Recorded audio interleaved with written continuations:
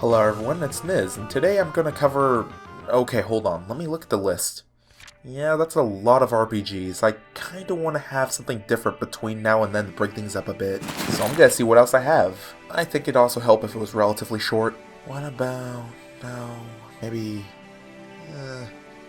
hold on. You know what? Yeah, that'll do.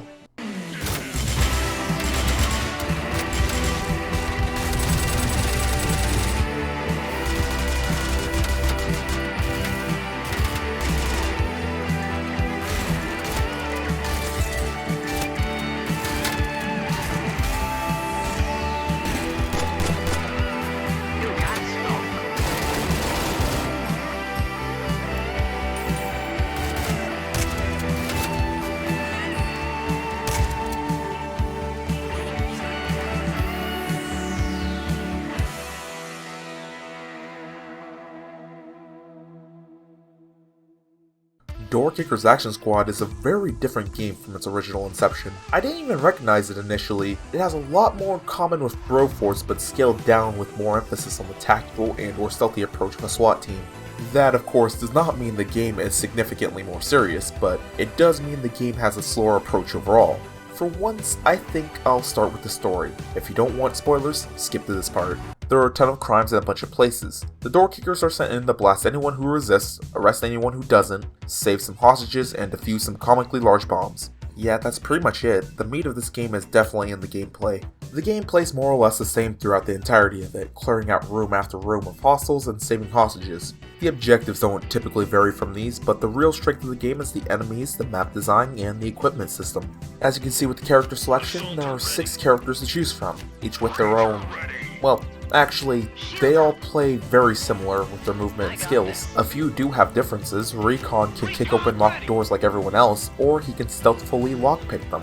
Agent Fergie has a knife attack, which is quick and does plenty of damage with the cost of not having the knockback that the typical kick does. She also has a combat roll, but it's way too slow and her hitbox is too tall for what she's doing. But functionally, outside of 1 or 2 differences, most of the cast plays the same in controls. What makes each stand out gameplay-wise is their equipment and to an extent their upgrades. Most characters have one type of weapon they specialize in, a couple pieces of equipment they can carry instead of the standard, and a couple of alternate options for their special abilities. Before I go too deep in abilities, I do want to cover SP a bit. SP are the points you gain that fill the bar in the top right. During the mission, you can use this bar to spawn in health kits, refit your armor, resupply on gear, or get your special items if you have enough for any of those things. You'll get some SP from killing enemies, but a lot more from saving hostages. You only have to save 1 hostage in the game if there are any, and the only thing you miss out on are stars, which are used for bragging rights and unlocking more equipment. So you could use what few stars you get over missions to unlock the equipment you like the most and be on your merry way, but not so fast, Breacher Main. If you actually save those hostages, you make a ton more progress to getting those incendiary rounds you want so much. This gives value to hostages outside of completionists and to the weirdos like me who get worked up that a generic rando died. Damn it. Now, back to the abilities and upgrades. There are 5 upgrade rows each for the aforementioned squad members. 2 that give general passive upgrades to all characters and can be invested in with each character's skill points, and the others increase the effectiveness of certain features on a character, or give them a new one that gives them a bit more of a power spike, like always doing critical hits on surprise enemies as the shield expert. The character rows, however, often feel like they have one too many, as the third is the only upgrade row that gives no gradual benefits for leveling it up until you actually reach the bonus. And usually, they'll have a couple of useful upgrades, but then some side grades that only benefit you if you're using the character's specific equipment. Equipment that you may not want to use in the current mission, or at all. Speaking of which, they often tend to vary between amazing and useless. 5% chance to slow an enemy that you're shooting. 5%? This upgrade wouldn't even be that good if it was guaranteed. The type of enemies you'd want to slow aren't always in rooms where you have the luxury of distance to begin with, and you're already shooting at them. The only people who would live long enough to suffer through that are bosses, and only one of them is melee. What on earth is this meant for? A 10% chance of dealing a critical hit when shooting an enemy in the back. Killhouse, I'm gonna be honest with you, the crits are only a 33% damage increase, and enemies face you when alerted, meaning you're getting a 10% chance to crit the first shot. Guess we can't all be off-duty, guy. Gott in Himmel, it's wonderful. It's more than wonderful. It's perfect. But back to the equipment, their weapons are generally the same with a few stat differences, an indication whether the weapon is anti-armor or not, and variations in alt-fire. Pretty standard stuff. Getting a grasp on the equipment is pretty trivial. The thing that's usually the most important to keep track of is the stuff in the actual mission, like the aforementioned resource bar that rewards smart play. This resource is not just an ultimate bar where you can get your special weapon, but it doubles as your requisitions as it allows you to refit your armor, drop health kits, and resupply on whatever equipment that you equipped for the mission. These things prove to be incredibly useful for longer assignments. The enemies get a fairly decent amount of variation. Although it is a little distracting, it seems like they would be separated up due to their weapons, armor, or lack thereof, and their combat effectiveness. The people tossing Molotovs, guys with knives, and dim-witted pistoleros being put together with what appear to be professional mercenaries and bodyguards is a little out of place. The enemies also do sometimes have hiccups in their level of intelligence.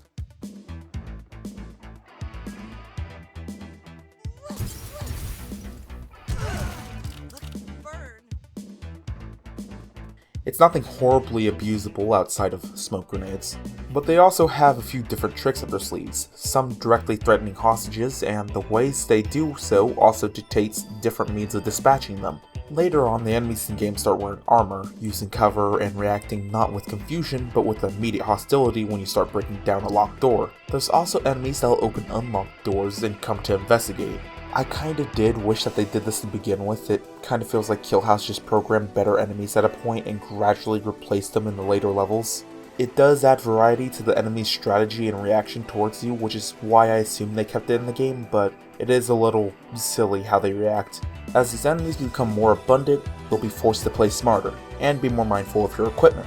At least that's what I got from the most part. It pretty much becomes this chart when it comes to what to bring if you intend to go in alone and still get 3 stars. But I'm not going to fault the game for being limited in options when you're trying to be optimal.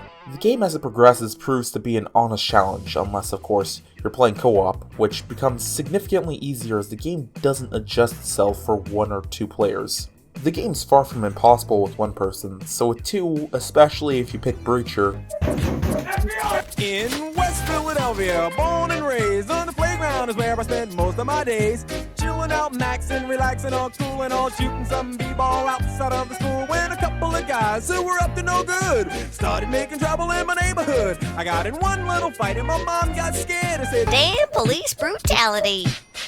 It becomes a breeze. You'll probably only get 2 stars, 1 if you both go Breacher, but still relatively a cakewalk, and easy to get 3 if you 2 take it serious. Unfortunately, there's also not a whole lot of synergy among the characters to really make certain duos stand out. You can have one player built for raw assault and another with stealth in mind to grab hostages, but that's going to be as far as it goes. And when it comes to that, it's just a chart with more steps. It's also kind of sad because you have characters like S.H.I.E.L.D. who are very obviously built for co-op, but teammates will frequently run past your cover or get hit anyway when you block for them. A tragedy, really. This is the one place S.H.I.E.L.D. should excel. Why the hell would you play her alone? This is probably why the game has such good upgrades, actually.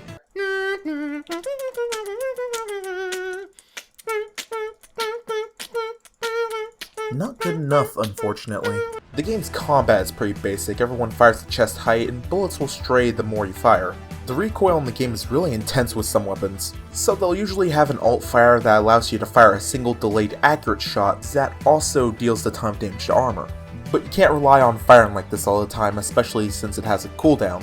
So outside of buckshot shotguns, it pays off to have disciplined fire as to not let your shots go too far astray. This not only allows you to land more shots, but make it less likely to kill any hostages that may be in the room. Tie this together with the rooms that are completely dark until you either scan them or open the door. The game gets a lot more intense with you trying to tie together reaction time along with restraint to clean up a room full of hostages and hostiles. This is not necessarily a con, as some moments have been legitimately surprising because of this. But if you're expecting a completely deliberate tactical experience of something like Deadbolt, or a full platform run-and-gun playstyle like Broforce, you may find yourself wanting, as it appears to be a hybrid of the two, which meshes well into making a game of split-second decisions. Do you spare the common delinquent because they'll surrender and give you more SP, but only after they blow your cover to everybody on the floor? That extra SP could get you some useful gear later, but you just might end up having to spend it to repair your armor. You could shoot them and make them surrender immediately, but if your weapon's too powerful, it'll just kill them regardless. It can also encourage target prioritization, making it a quality trial and error experience of trying to figure out which targets you should eliminate and in what order.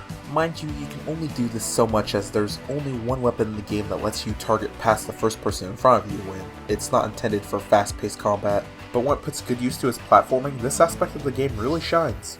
The game has an interesting set of maps, some of which have features to keep you on your toes. And while most parts of the map will remain consistent, some maps will have rooms with randomized enemies, adding a scale of uncertainty to the threat level and how you're going to deal with it. This along with the infinite tower mode, where you see how long you can last in infinite floors with randomized enemies, and only able to get restocked on equipment if you save hostages, police officers, or arrest delinquents.